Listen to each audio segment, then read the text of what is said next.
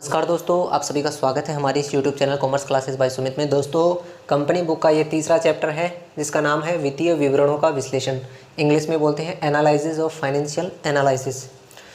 Spoiler और Pegler एक विद्वान है जो अपनी डेफिनेशन बोलते हैं कि वित्तीय विवरण विश्लेषण वह कला और विज्ञान है जिसके द्वारा उनमें दिए गए अंकों के अर्थ को इस प्रकार से स्पष्ट करना है कि उनमें एक व्यवसाय की वित्तीय सामर्थ्य अथवा दुर्बलता तथा उसके कारणों को प्रकट कर सके।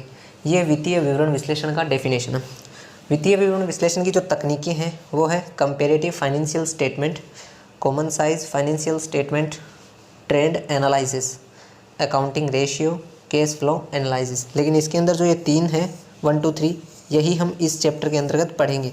तो पहला टॉपिक है comparative financial statement. Comparative financial statement जो पहला पॉइंट है उसके अंदर दो चीज़ें आती हैं। एक तो कंपेरेटिव बैलेंस शीट, एक comparative profit and loss account, तुलनात्मक चिट्ठा और तुलनात्मक लाभ हानि खाता।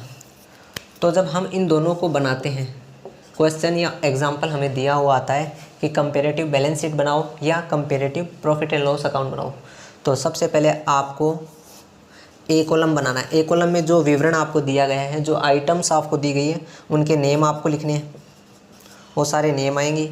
बी कॉलम में और सी कॉलम में जिन वर्षों के आधार पर आपको तुलना करनी है, एग्जाम्पल के तौर पर 2009 और 2010 ये ईयर आपको दिए हुए आएंगे क्वेश्चन के अंदर, तो उन 2 वर्षों की तुलना करनी है हमें।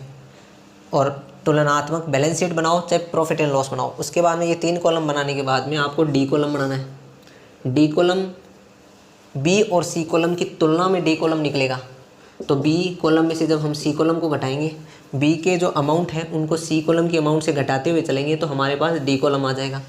और ई कॉलम हम निकालेंगे D/B × 100।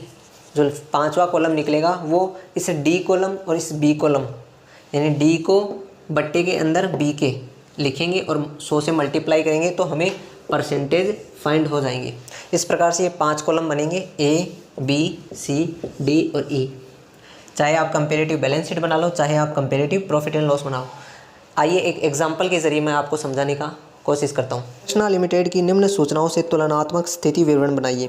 फिक्स एसेट्स 2009 की है 6 लाख, 2010 की है 7,20,000। इसी प्रकार इन्वेस्टमेंट दिया गया है, करंट एसेट्स दी गई है, equity share capital of ₹10 each, 8% preference share of ₹100 each, reserve and surplus, secure loan, unsecure loan, current liability, fictitious assets. तो ये सब दी गई है और आपको कहा गया है कि तुलनात्मक स्थिति विवरण बनाइए। ये दोस्तों एग्जांपल का हल देखते हैं। सबसे पहले ऊपर ही ऊपर लिखेंगे हम कंपेरेटिव बैलेंस शीट। उसके बाद में 5 कॉलम ABCDE। ए के अंदर जो आपको नरेशन दी हुई है, जो आइटम्स आपको दी हुई है, सबसे पहले आपको फिक्स एसेट्स दी हुई है वो लिखो, इन्वेस्टमेंट दी है वो लिखो। करंट एसेट्स में से करंट लाइबिलिटी घटाने के बाद में आपको यहाँ पे वर्किंग कैपिटल लिखना है। उसके बाद में इन तीनों को आप जोड़ दोगे, 1, 2, 3 को जोड़ोगे तो कैपिटल एम्प्लॉयड आ जाएगा। लॉन्ग टर्म डेप्ट में आपको सिक्योर और अनसिक्योर लोन दिए गए, दोनों को जोड़कर यहाँ पे लिख देना है। उसके बाद में 6 नंबर पे शेयर होल्डर फंड है, उसको कैपिटल एम्प्लॉयड में से लॉन्ग टर्म डेप्ट्स को घटाएंगे तो शेयर होल्डर फंड आ जाएगा। Equity share capital, preference share, reserve, ये तीनों एक साथ लिख देना और फिर इनको जोड़ देना। इतना ही करना। बी और सी में आपको जो आइटम में दिए गए 2009 और 2010 के, ये 2009 और ये 2010 के, ये बी और सी कॉलम हो गया। ये आइटम ऐसी की ऐसे उतार दो। उसके बाद में डी कॉलम में आपको करना है सी में से बी घटाना है। 7/20 में से 6 लाख गए, 1 लाख में से 1 लाख गए 0, 1 लाख में से 2 लाख गए माइनस के 1 लाख, 9/20 में से 9 लाख गए 20,000, 3 लाख में से 3 लाख गए 0, 6,20,000 में से 6 लाख गए 20,000, 4 लाख में से 3 लाख गए 1,000, 1 लाख में से 2 लाख गए 1 लाख माइनस में। इस प्रकार से ये घटा के लिख दिया।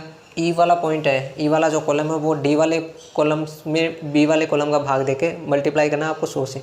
तो 1/20 में 6 का भाग देंगे और 100 से मल्टीप्लाई करेंगे तो 20% आएंगे। इसी प्रकार 1 लाख में 2 लाख का भाग देंगे, 100 से मल्टीप्लाई करेंगे 50%। इस प्रकार से वो सारे परसेंटेज फाइंड हो जाएंगे। इस प्रकार से हमारी कंपेरेटिव बैलेंस शीट है। इसी प्रकार से कंपेरेटिव प्रॉफिट एंड लॉस बनेगा। लिमिटेड की निम्न सूचनाओं से तुलनात्मक लाभ हानि खाता बनाइए। सेल्स दिया हुआ है, सेल्स रिटर्न दिया गया, जीपी रेशियो दिया गया, ऑफिस एडमिनिस्ट्रेशन एक्सपेंसेस दिया गया, सेल्स एंड डिस्ट्रीब्यूशन एक्सपेंसेस दिया गया, other income other expenses, tax rate दी गई। आइए बनाते हैं कंपेरेटिव इनकम स्टेटमेंट या प्रॉफिट एंड लॉस अकाउंट।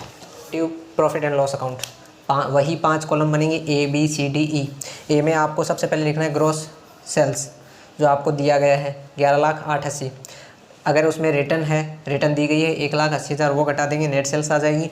उसके अंदर कॉस्ट ऑफ गुड्स सोल्ड दिया गया है, वो घटा देंगे, जी ग्रॉस प्रॉफिट आ जाएगा।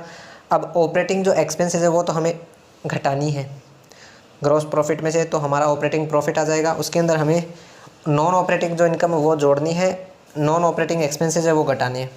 इस प्रकार से नेट प्रॉफिट बिफोर टैक्स आ जाएगा, टैक्स की रेट घटा देंगे तो नेट प्रॉफिट आफ्टर टैक्स आ जाएगा। तो ये बी और सी कॉलम बन जाएगा। डी कॉलम, सी में से बी कॉलम को घटाते हुए चलेंगे तो डी कॉलम आ जाएगा। ई कॉलम में क्या करेंगे, ये डी कॉलम है, इसके बट्टे में ये बी कॉलम आएगा इंटू 100, यानी कि 2,20,000 बटे 11,00,000 इंटू 100, 20,000 बटे 1,00,000 इंटू 100, 2,00,000 बटे 10,00,000 इंटू 100। इस प्रकार से ये ई कॉलम आ जाएगा। तो दोस्तों स्पष्ट है कंपेरेटिव फाइनेंशियल स्टेटमेंट, जिसके अंदर बैलेंस शीट भी हमारा कंप्लीट हो गया, comparative profit and loss account भी हो गया। आगे की वीडियो में हम देखेंगे कॉमन साइज फाइनेंशियल स्टेटमेंट।